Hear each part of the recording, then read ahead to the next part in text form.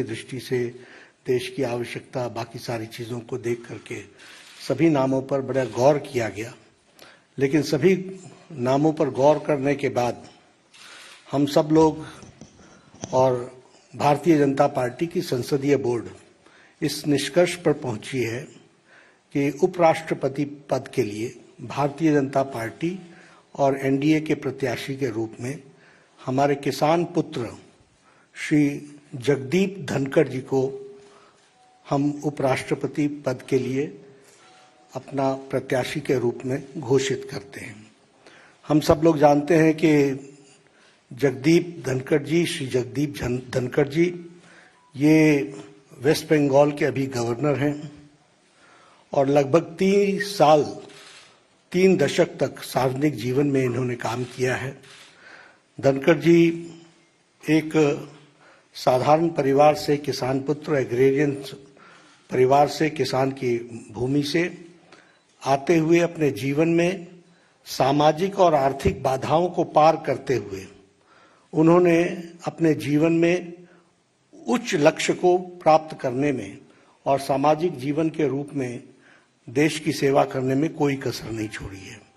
जैसा मैंने बताया कि वो एक किसान परिवार को बिलोंग करते हैं और उनका लालन पालन झुंझुनू के एक डिस्ट्रिक्ट के गांव में वहाँ हुआ और गांव के स्कूल से पढ़ाई करते हुए उन्होंने सैनिक स्कूल चित्तौड़गढ़ से अपनी शिक्षा ली। बाद में वो राजस्थान यूनिवर्सिटी में फिजिक्स की उन्होंने पढ़ाई की और साथ में एलएलबी किया। वह फर्स्ट जनरेशन के प्रोफेशनल हैं, यानी वकालत के रूप में वो फर्स्ट जनरेशन में वकील बने और बहुत ही कम समय में उन्होंने अपने आप को राजस्थान हाई कोर्ट में एक सक्षम वकील, एक प्रसिद्ध वकील के रूप में स्थापित किया और साथ ही साथ सुप्रीम कोर्ट में भी उन्होंने अपना नाम एक वकील के रूप में स्थापित किया। So he is a first generation lawyer, first generation professional और सार्वजनिक जीवन में आने से पहले वो एक प्रतिष्ठित वकील के रूप में उन्होंने अपने आप को स्थापित किया। वो